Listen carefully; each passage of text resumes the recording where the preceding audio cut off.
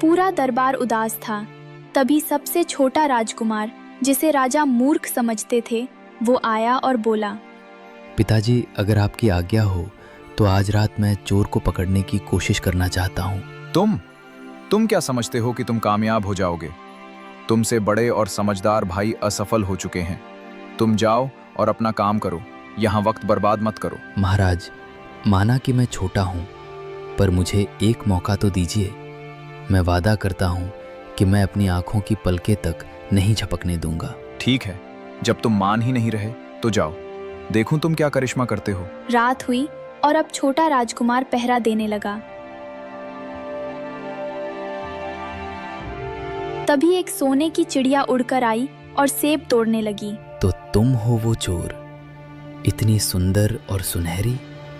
मेरा दिल तुम्हें मारने का नहीं कर रहा, पर पिता की आज्ञा सर्वोपरि है। तभी जैसे ही चिड़िया सेब तोड़ती है, राजकुमार तीर चलाता है, लेकिन चिड़िया उड़ गई और तभी उसका एक पंख गिर जाता है।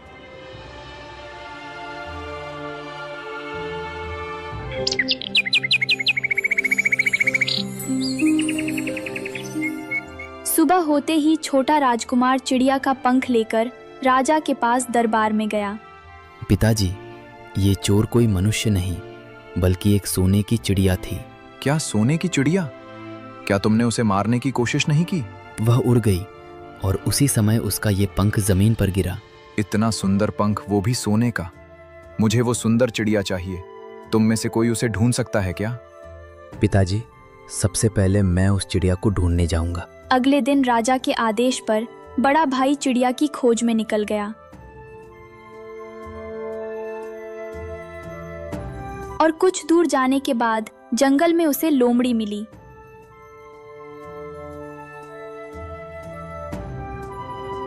राजकुमार रुको, मैं तुम्हारी मदद कर सकती हूँ।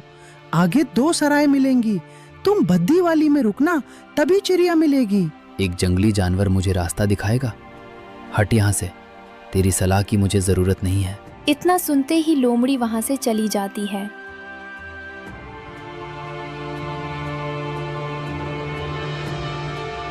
और राजकुमार सजी धजी सराय में जाकर रुक जाता है और सब भूल जाता है। अगले दिन जब बड़ा राजकुमार नहीं लौटा, तब मझला राजकुमार भी चिड़िया की खोज में उसी रास्ते से गुजरा। राजकुमार, अपने बड़े भाई की तरह गलती मत करना। मामूली सराय में रुकना, वरना भटक जाओगे। चुप रह बदसूरत लोमड़ी। हम राजघराने के लोग हैं। हम आलीशान महलों में रुकते हैं, कचरे जैसी सरायों में नहीं। तभी वो भी लोमड़ी की बात अनसुनी करके सजे धजे वाली सराय में जाकर ठहर गया। अगले दिन जब मझला राजकुमार भी नहीं लौटा, तब छोटा राजकुमार भी चिड़िया की खोज में निकल गया।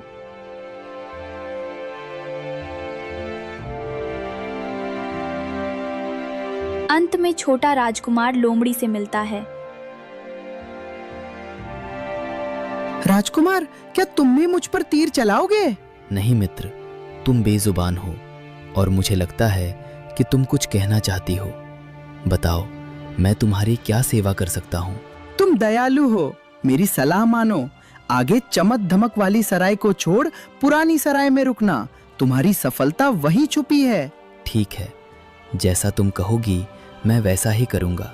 चलो मेरे पीछे पीछे, मैं तुम्हें वहां पहुंचा देती हूँ। जहां बड़े भाइयों ने अहंकार में आकर लोमड़ी का अपमान किया, वहीं छोटे राजकुमार ने विनम्रता दिखाई और लोमड़ी के साथ पुरानी सराय में चल गया। सराय में रात बिताने के बाद छोटा राजकुमार सुबह सुबह अपनी यात्रा पर निकलता है। कुछ ही दूर जाने पर उसे झाड़ियों के पीछे से वही लोमड़ी बाहर आती हुई दिखती है। सुप्रभात राजकुमार, मुझे खुशी है कि तुमने मेरी सलाह मानी और उस पुरानी सराय में रुके। तुम्हारी यही समझदारी तुम्हें मंजिल तक ले जाएगी। क्या तुम आगे बढ़ने के लिए तैयार हो? सुप्रभात मित्र। हाँ, मैं पूरी तरह तैयार हूँ। बस अब तुम मुझे रास्ता बताओ कि वो सोने की चिड़िया मुझे कहाँ मिलेगी। मैं उसे जल्द से जल्द अपने पिता के पास ले जाना चाहता हूँ। धीरज रखो राजकुमार, अब जो मैं कह रही हूँ उसे अपने दिमाग में पत्थर की लकीर बना लो। यहाँ से तुम बिल्कुल सीधे जाओ कुछ कोस चलने के बाद तुम्हें एक बहुत विशाल किला दिखाई देगा। पर वहां तो पहरेदार होंगे, सेना होगी। मैं अकेला उनके बीच कैसे घुस पाऊंगा? यही तो जादू है। जब तुम वहां पहुंचोगे तो देखोगे कि सभी सिपाही गहरी नींद में सो रहे हैं। तुम्हें उनसे डरने की बिल्कुल जरूरत नहीं है। तुम बेधड़क उनके बीच से निकलकर किले के सबसे खास कमरे में चले जाना। और चिड़िया, वो कहाँ होगी? उस कमरे में तुम्हें वो सुनहरी चिड़िया एक लकड़ी के मामूली पिंजरे में बंद मिलेगी। उसके पास ही सोने के सेब भी रखे होंगे, जिन्हें पहचान कर तुम्हें यकीन हो जाएगा कि यही वो चोर है। लकड़ी का पिंजरा? इतनी कीमती चिड़िया के लिए लकड़ी का पिंजरा? यही सबसे जरूरी बात है राजकुमार।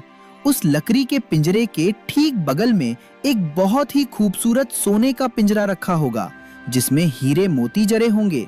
तुम्हारा मन ललचाएगा। तुम्हें लगेगा कि चिड़िया को सोने के पिंजरे में होना चाहिए, लेकिन मेरी बात याद रखना, चिड़िया को भूल कर भी उस सोने के पिंजरे में मत डालना। पर क्यों? सोने का पिंजरा तो ज्यादा अच्छा है ना? सवाल मत करो, बस इतना जान लो कि अगर तुमने उसे लकड़ी के पिंजरे से निकाला तो तुम बहुत पछताओगे। उसे लकड़ी के पिंजरे सहित उठाना और चुपचाप बाहर निकल आना। क्या तुम मेरा ये वादा निभाओगे? मैं वादा करता हूँ मित्र, मैं तुम्हारी हर बात मानूंगा। लकड़ी का पिंजरा ही सही, मैं सोने के पिंजरे को हाथ भी नहीं लगाऊंगा। बहुत अच्छे, अब समय बर्बाद मत करो। आओ मेरे पीछे, मैं तुम्हें शॉर्टकट रास्ते से उस किले तक पहुंचा देती हूँ। तभी राजकुमार लोमड़ी के पीछे चल दिया और चलते चलते शाम हो गई और उस किले तक ले गई जहां सोने की चिड़िया थी। राजकुमार धड़कते दिल के साथ किले के भीतर दाखिल हुआ, जहां सभी सिपाही बेसुध सो रहे थे। राजकुमार अंदर गया और उस कमरे में पहुंचा जहां चिड़िया थी। चिड़िया को देखते ही वो पहचान गया कि यही वो चोर है। ये चिड़िया तो कितनी सुंदर है। इतनी सुंदर चिड़िया लकड़ी के पिंजरे में अच्छी नहीं लग रही। इसे सोने के पिंजरे में बंद करके पिताजी के पास ले चलता हूँ। राजकुमार लोमड़ी की बात भूलकर जैसे ही चिड़िया को सोने के पिंजरे में डालने की कोशिश करता है, तभी चिड़िया जोर से चिल्लाई, बचाओ बचाओ, कोई चोर हमें चुराने आया है। इतना सुनते ही सिपाही दौड़ कर आए और राजकुमार को पकड़ लिए।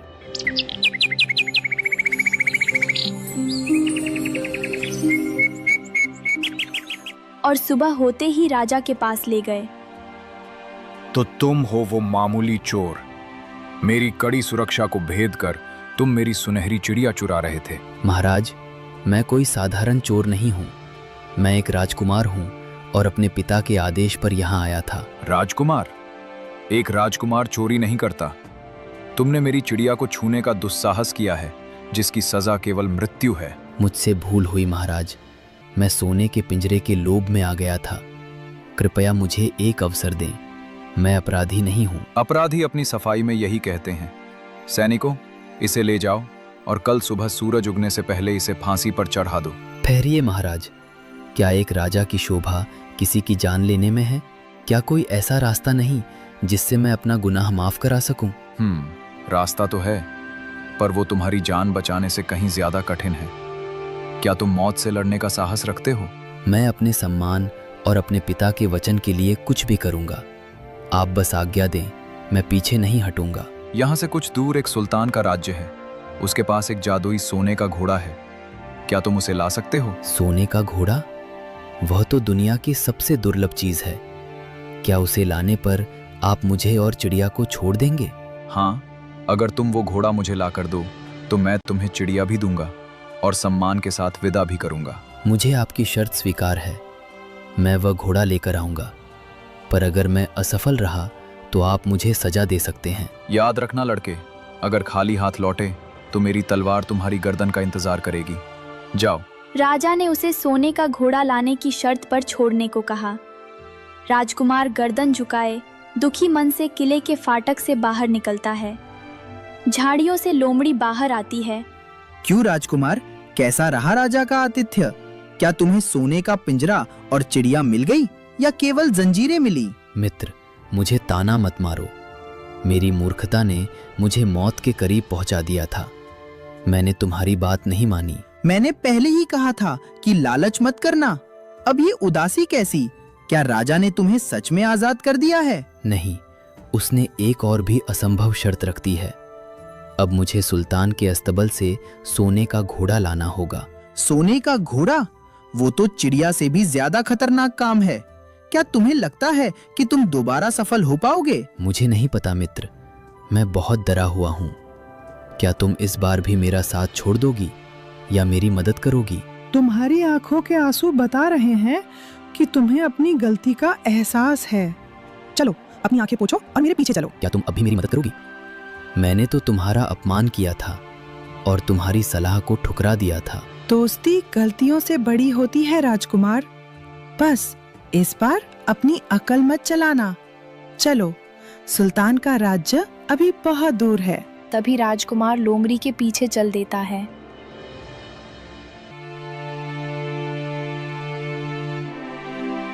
लोमड़ी की मदद से राजकुमार रात होते ही दूसरे किले तक पहुंचता है। जाओ राजकुमार, यही वो किला है जहाँ पर तुमको सोने का घोड़ा मिलेगा। मेरी एक बात याद रखना, वहाँ पर एक चमड़े का जीव होगा, वही घोड़े पर रखना और लेकर चले आना। अब बगल में एक सोने की जिन होगी, उसे छूना भी मत। तभी वो अंदर जाता है और वहाँ वह सोने के घोड़े को देखकर दंग रह जाता है। वाह, कितना अद्भुत घोड़ा है! इसकी चमक तो सूरज को भी मात दे रही है। तभी उसकी नजर पुरानी और सोने की जीन पर पड़ती है। लोमड़ी ने तो पुरानी चमड़े की जीन कही थी, पर क्या ये इस महान घोड़े का अपमान नहीं होगा? इस सोने के घोड़े पर तो ये हीरे मोतियों वाली जीन ही सजेगी। शायद लोमड़ी को इस सुंदरता का अंदाजा नहीं था। तभी जैसे ही वो सोने की जीन घोड़े पर रखता है, घोड़ा जोर से हिनहिनाता है और सिपाही जाग जाते हैं। ठहरो, हाथ ऊपर करो। तुम कौन हो और हमारे अस्तबल में क्या कर रहे हो? मैं तो बस इस घोड़े को देख रहा था। देख रहे थे या इसे चुराने की साजिश रच रहे थे? देखो, इसके हाथ में सोने की जीन है। ये मामूली चोर नहीं है। मेरी बात तो सुनिए। अब जो कहना है राजा के सामने कहना।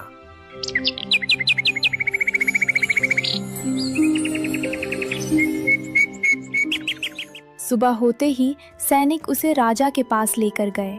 कौन हो तुम और ये क्या करने आए थे? महाराज, मैं केवल आपका घोड़ा देख रहा था। तुम्हारी हिम्मत कैसी हुई मेरा घोड़ा चुराने की? महाराज, मुझे एक मौका दो अपनी सफाई देने का। ठीक है, ध्यान से सुनो। तुमने मेरे अस्तबल की पवित्रता भंग की है, पर मुझे एक राजकुमारी की तलाश है जो सोने के महल में रहती है।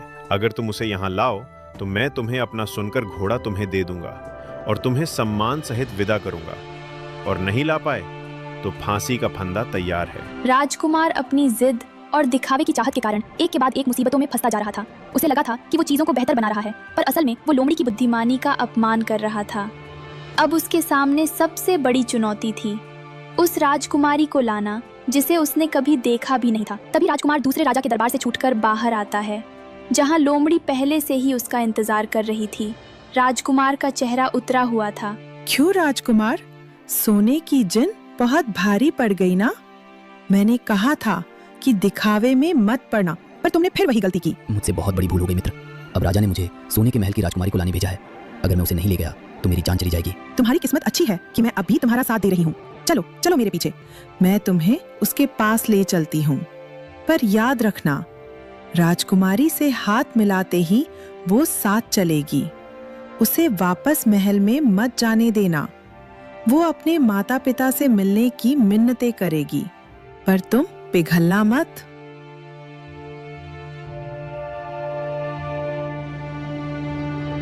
कुछ देर चलने के बाद वो राजकुमारी के घर के पास पहुंचे और घर के बाहर खड़ा होकर राजकुमार राजकुमारी का बाहर आने का इंतजार करने लगा। और जैसे ही राजकुमारी बाहर आई, राजकुमार ने आगे बढ़कर उसका हाथ थाम लिया। राजकुमारी, आप मेरे साथ चलिए। मुझे आपको अपने साथ ले जाना होगा। हे सुंदर राजकुमार, जैसे ही तुमने मुझे छुआ, मेरा मन तुम्हारे साथ चलने को तैयार हो गया। मैं तुम्हारी दासी बनने को भी तैयार हूँ, पर मेरी एक छोटी सी विनती सुन लो। कहिए राजकुमारी, क्या बात है? मुझे बस एक बार अपने माता पिता से विदा ले लेने दो। मैं उनसे मिले बिना ऐसे कैसे जा सकती हूँ? क्या तुम मुझ पर इतना भी भरोसा नहीं करोगे? लोमड़ी ने मुझे सख्त चेतावनी दी है, आपको अभी मेरे साथ चलना होगा। क्या तुम इतने कठोर हो? क्या तुम एक बेटी को उसके माता पिता से आखिरी बार मिलने भी नहीं दोगे? अगर तुम मुझे नहीं जाने दोगे तो मैं यहीं तड़प तड़प कर प्राण दे दूंगी। नहीं नहीं, रोइए मत। आपकी आंखों में आंसू मुझसे नहीं देखे जाते। ठीक है, जाइए।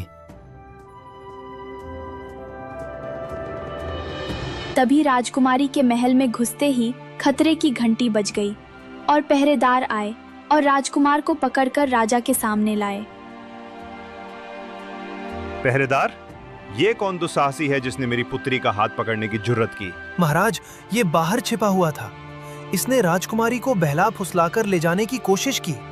हमने इसे रंगे हाथों पकड़ा है। इतनी बड़ी गुस्ताखी! एक अजनबी मेरे महल की राजकुमारी को चुरा ले जाए? सैनिकों, इसे ले जाओ और कल सुबह होते ही फांसी पर लटका दो। मुझे इसकी कोई सफाई नहीं सुननी।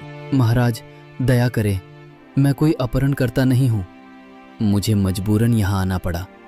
मेरी जान बख्श दीजिए। तुम्हारी जान बच सकती है, पर एक शर्त पर। वो विशाल पहाड़ जो मेरे किले के सामने खड़ा है, इसने मेरे महल की सुंदरता और ताजी हवा रोक रखी है। अगर तुम 8 दिनों के भीतर उस पहाड़ को खोदकर साफ कर दो तो मैं ना सिर्फ तुम्हें छोड़ दूंगा बल्कि राजकुमारी का विवाह भी तुमसे कर दूंगा। 8 दिन में इतना बड़ा पहाड़? तो फिर फांसी के लिए तैयार रहो। चुनाव तुम्हारा है। ठीक है महाराज, जैसा आप कहे। राजकुमार एक बार फिर अपनी भावनाओं में बहकर फंस चुका था। एक छोटी सी कुदाली लेकर वो उस विशाल पहाड़ के सामने खड़ा था जिसे हजारों मजदूर सालों में भी नहीं हटा सकते थे। वो अपनी किस्मत और लोमड़ी की अनसुनी की गई बातों पर रो रहा था। कुछ देर बाद राजकुमार पहाड़ खोदने लगा। धीरे धीरे उसे पहाड़ खोदते हुए 7 दिन बीत चुके थे। राजकुमार के हाथों में छाले पड़ गए थे और वो थकान से चूर होकर सर झुकाए बैठा था। तभी उसे एक जानी पहचानी आहट मिली। क्यों राजकुमार, इस नन्ही सी कुदाली से क्या तुम हिमालय को हिलाने चले थे? तुम्हारे चेहरे की धूल बता रही है कि तुमने अपनी हार मान ली है। मित्र, मुझे माफ कर दो। मैं अपनी मूर्खता और जिद की सजा भुगत रहा हूँ। मैंने हर बार तुम्हारी सलाह ठुकराई और देखो, आज मेरी मौत मेरे सामने खड़ी है। तुम्हें तड़पते हुए देखकर मुझे दया आ गई। जाओ, तुम सो जाओ। आज की रात ये पहाड़ तुम्हारी समस्या नहीं, मेरी जिम्मेदारी है। पर तुम अकेले ये कैसे करोगी? अब सवाल मत करो, बस सो जाओ और याद रखना, इस बार जो मैं कहूंगी वही आखिरी सच होगा।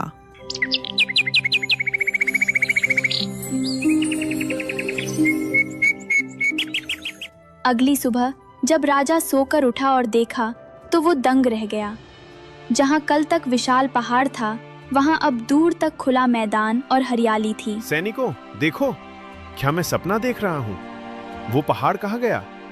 उस अजनबी नौजवान को फौरन मेरे सामने लाओ। कुछ देर बाद राजकुमार को राजा के दरबार में लाया गया। मैंने सोचा था तुम कल सुबह फांसी के फंदे पर होगे, पर तुमने तो इतिहास रच दिया। मैं अपनी बात का पक्का हूँ। आज ही तुम्हारा विवाह मेरी पुत्री से होगा। उसी दिन राजकुमार की शादी राजकुमारी से करा दी गई।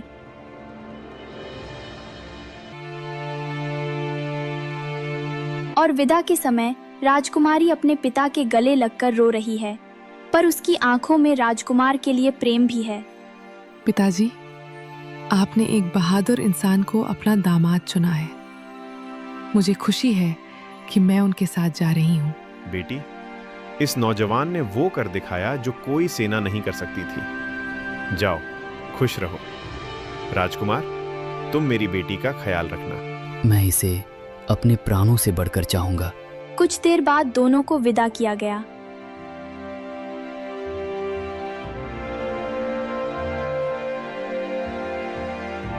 और जैसे ही वे महल से दूर निकले, राजकुमार शांत और गंभीर था। राजकुमार, आप इतने चिंतित क्यों हैं? क्या आप मुझसे विवाह करके खुश नहीं हैं? नहीं राजकुमारी, ऐसी बात नहीं है। मैं बस उस लोमड़ी के बारे में सोच रहा हूँ जिसने मेरा साथ तब दिया जब पूरी दुनिया ने मेरा हाथ छोड़ दिया था। बिना उसके मैं आपके योग्य भी न होता। कुछ देर बाद वहां लोमड़ी आई और बोली, बधाई हो, जोड़ी बहुत सुंदर है। पर क्या तुम सिर्फ पत्नी को लेकर घर जाओगे?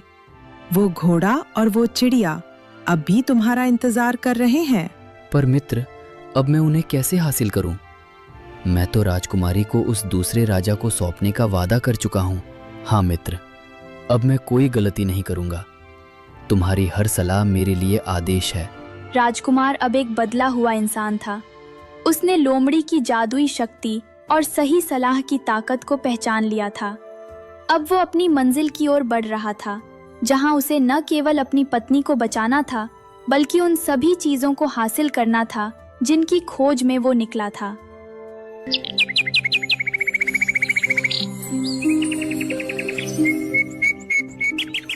अगले दिन राजकुमार राजकुमारी को लेकर किले में पहुंचता है। राजा राजकुमारी को देखकर खुशी से पागल हो जाता है। अद्भुत, तुम वाकई उसे ले आए। वादे के मुताबिक ये सोने का घोड़ा आज से तुम्हारा हुआ। धन्यवाद महाराज।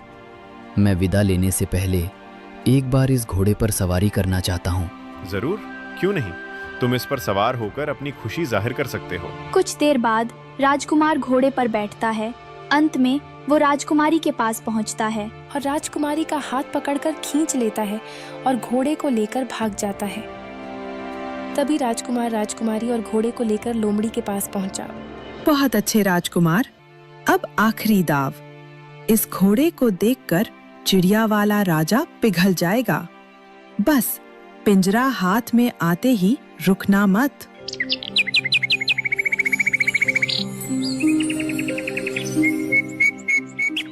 अगले दिन वो राजकुमारी को लोमड़ी के पास छोड़कर और सोने का घोड़ा लेकर चिड़िया वाले राजा के पास पहुंचता है।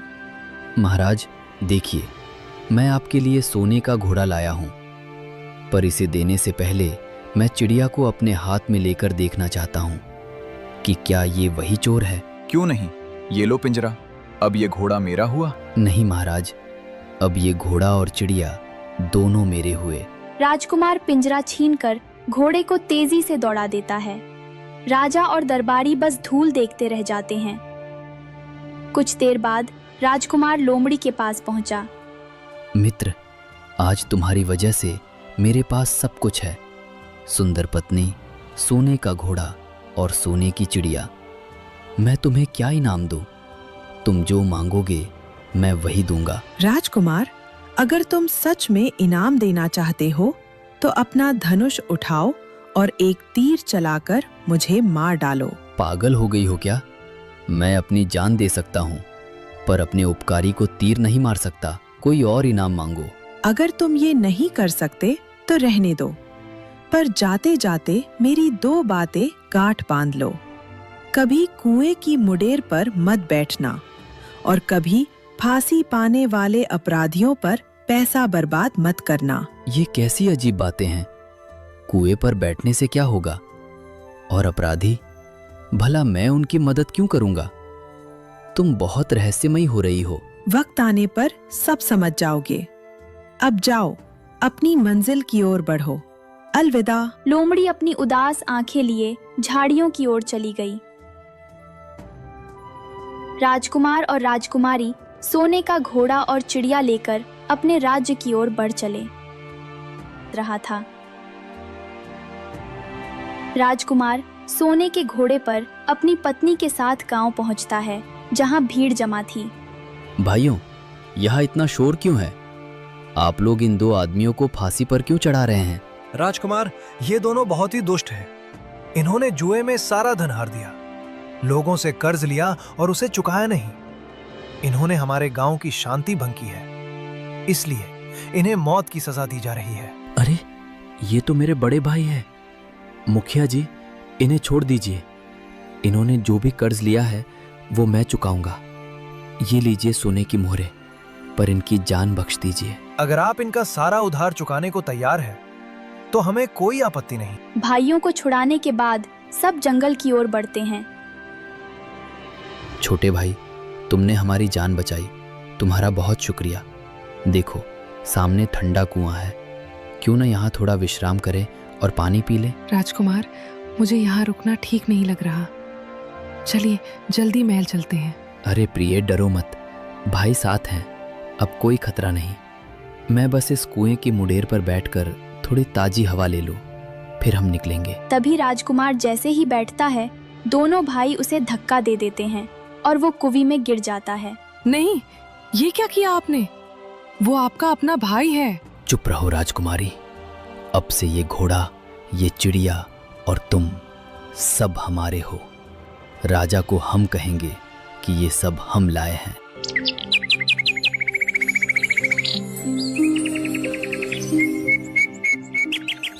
अगले दिन दोनों भाई घोड़ा और चिड़िया और राजकुमारी को लेकर महल पहुंचकर राजा से बोले, पिताजी देखिए, हम आपकी चिड़िया ले आए, और सिर्फ चिड़िया ही नहीं, ये सोने का घोड़ा और राजकुमारी भी हमारी बहादुरी का इनाम है।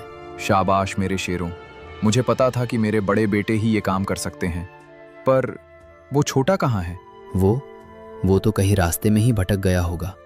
हमने तो उसकी बहुत तलाश की, पर वो मिला ही नहीं। और इधर छोटा राजकुमार कुएं के अंधेरे में बैठा अपनी गलती पर रो रहा था। मैं कितना बड़ा मूर्ख हूँ। लोमड़ी ने चीख चीख कर कहा था कि कुएं पर मत बैठना और फांसी वालों की मदद मत करना। मैंने अपने भाइयों को बचाया और उन्होंने ही मुझे मौत के मुंह में धकेल दिया। तभी कुएं के मुंह पर लोमड़ी दिखती है। क्या हाल है राजकुमार?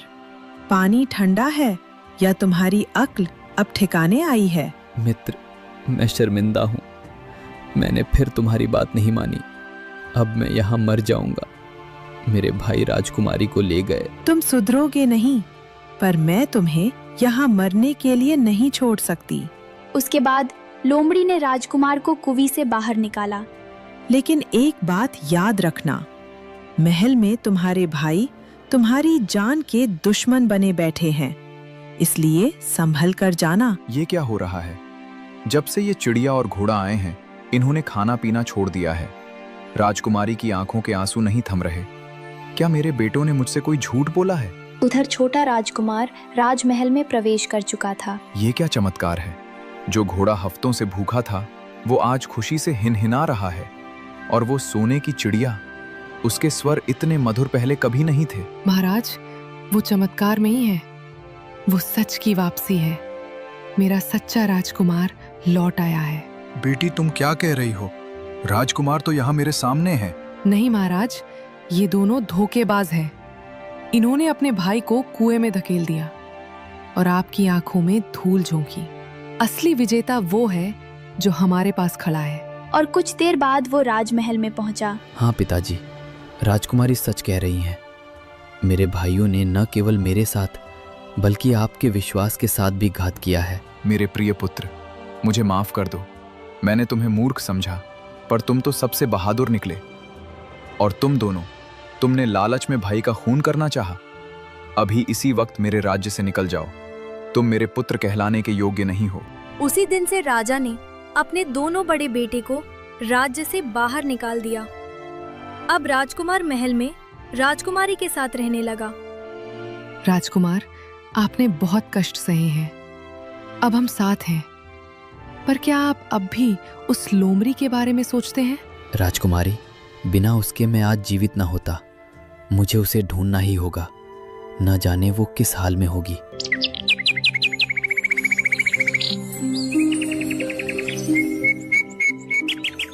अगले दिन राजकुमार लोमड़ी को खोजते हुए जंगल में निकल गया।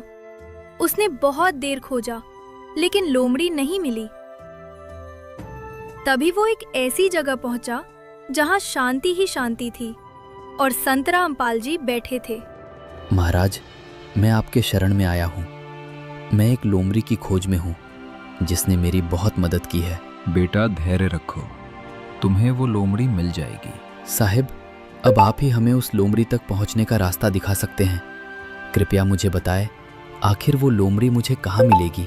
बेटा, ध्यान से सुनो मेरी बात। सकती है, क्या वो सच में मेरी पत्नी का भाई है? हाँ बेटा, उसको श्राप मिला है और श्राप के कारण वो राजकुमार से लोमड़ी के रूप में अभी तक है। महाराज, आखिर कोई तो रास्ता होगा। जिससे वो फिर से राजकुमार के रूप में हो सके। हाँ, एक रास्ता है। अगर कोई ऐसा इंसान हो जिसकी मदद उस लोमड़ी ने की हो, अगर वो इंसान उस लोमड़ी पर तीर चलाकर मारे, तो वो वापस अपने मनुष्य रूप में बदल जाएगी। महाराज, उसने मेरी मदद की है। अगर मैं उस पर तीर चलाऊं, तो क्या वो अपने मनुष्य रूप में बदल जाएगा? हाँ, अब समय आ गया है कि तुम उस पर तीर चलाओ। लेकिन बाबा, वो मुझे मिलेगी कहाँ? बेटा, वो तुम्हें वहीं मिलेगी जहां उसने तुम्हें सही रास्ता दिखाया था। मैं समझ गया बाबा। आप मुझे जाने की आज्ञा दीजिए। अब तुम जाओ, देर मत करो। इतना कहकर राजकुमार वहां से उस लोमड़ी के पास आया।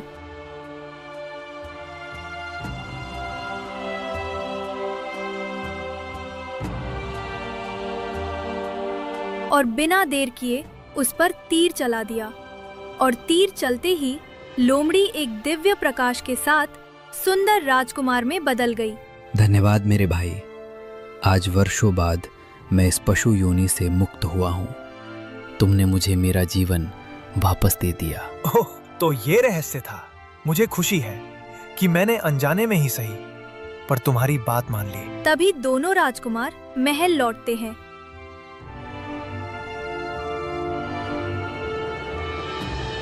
राजकुमारी अपने भाई को पहचान लेती है। भैया, क्या ये सचमुच आप हैं? मैं तो हार मान चुकी थी कि आपको कभी देख पाऊंगी। सब इस बहादुर राजकुमार की वजह से मुमकिन हुआ है छोटी। इसने न केवल तुम्हें और सोने की वस्तुओं को पाया, बल्कि मेरा खोया हुआ मान भी लौटाया। उसी दिन से राजा अपने छोटे बेटे का बहुत सम्मान करने लगा और राजकुमारी के भाई को अपना बेटा मानने लगा, और सब खुशी से रहने